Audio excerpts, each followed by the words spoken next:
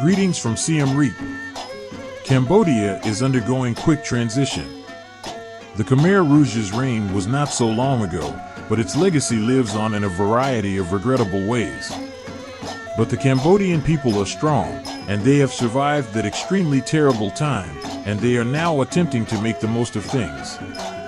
The years of hardship seem like a long time ago, but everyone has a story to share. The population is excessively young and large. So, always remember that this is a highly underdeveloped nation that relies on assistance funds and non-governmental organization support. The typical Khmer still struggles to make ends meet. Things to think about while visiting Cambodia. Personal safety. Siem Reap is an extremely safe location. Travelers are flocking from all over the world to experience the magnificent temples because the government has worked hard to make this a highly family-friendly destination as the world learns more about the rich history. It is always a good idea to leave valuables in the hotel safe and avoid carrying around your passport, tickets for flights, and extra cash.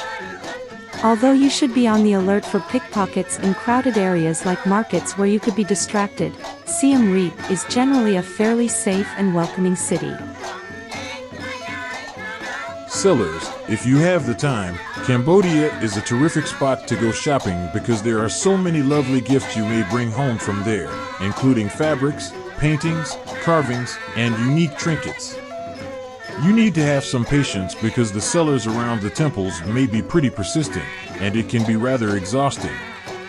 However, you can support a needy family and get fantastic deals by purchasing from the vendors surrounding the temples. Always remember that if you are satisfied with the price and the vendor makes a little extra money, everyone wins. Everyone is attempting to make ends meet in any way they can, yet begging is the only option left for many Cambodians who have been irreversibly harmed by the civil conflict. Without any assistance from the government, individuals are forced to make do with what they have. Of course, no one wants to beg, but sometimes there is no other choice due to circumstances. It is entirely up to you how you handle this, but we do ask that you do so with respect and keep in mind that individuals would prefer to be gainfully employed than to beg, so at the very least, treat everyone with decency.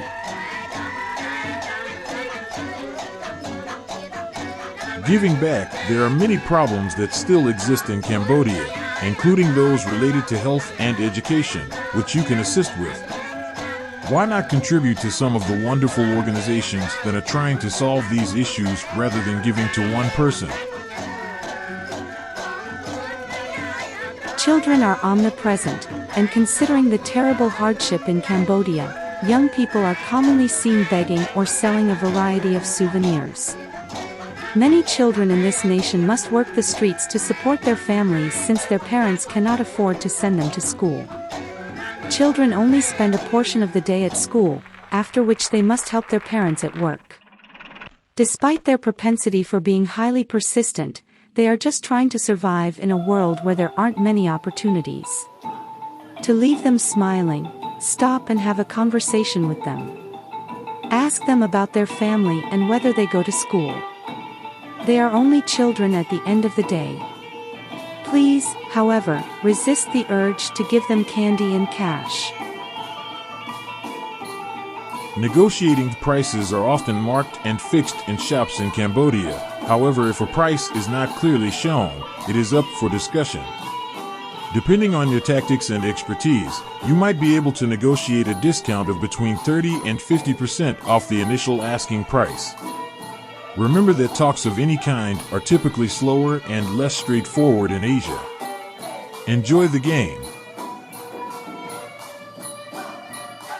Be joyful. This is our #1 top advice, so be bright and entertaining. Your trip in Vietnam and Cambodia will be unforgettable because of the positive energy you generate. The second top advice is to keep in mind that everything is different because you are not at home, and hopefully that is what makes you want to travel. So don't worry about little things. The country of Cambodia is typically hot, but the months of March, April, and May can be particularly oppressive. To keep the sun and dust out of your eyes, always wear a hat and sunglasses. Remain hydrated. One of the most crucial items to remember when visiting this area is this. You should always maintain drinking water, whether you're awake or resting. Our bodies lose moisture as we transition from air conditioning to the heat and back. Therefore, in this temperature, we need to drink at least 2 to 3 liters of water per day to stay hydrated. Always sip rather than guzzle, and keep in mind that both alcohol and coffee dehydrate you. Heat stroke. If you don't take care of yourself, this is a potential incident. You must take every precaution to stay cool because the surrounding air is heated and buildings you visit on tour absorb heat that they then radiate back at you. If you start to feel lightheaded, dizzy, nauseous, and particularly if you find yourself losing some coordination, you may be suffering from the beginnings of heat stroke. This can be very serious if you don't manage it properly.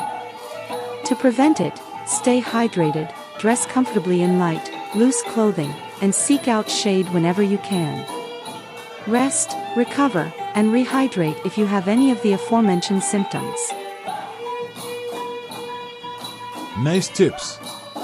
To help you navigate back to the hotel, always keep a business card with you that displays the hotel's name and address. Always keep a small roll of toilet paper or some tissues on hand, just in case. Avoid drinking tap water. Frequently drink boiling water to stay hydrated. The ice we provide for you has been cleaned and is safe to consume. Remain cool whenever you can.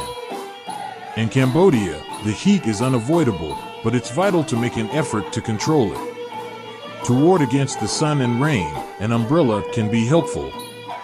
The downpours are rapid and severe when the rains arrive, typically in May. Despite the torrential downpours, which can continue anywhere from a few minutes to several hours, the surrounding temperature is still warm. It's a fantastic time for photography because the temple's stonework is sparkling.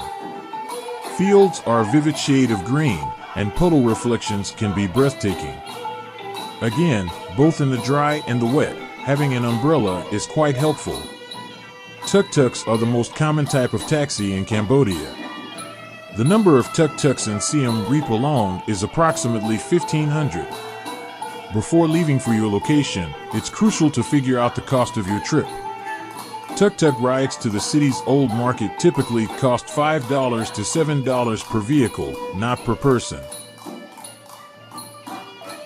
Dollars are king in Cambodia right now. There is local money, Cambodian riel, in use, however you often only get it as change from $1. ATMs, US dollars are distributed by Cambodian ATMs.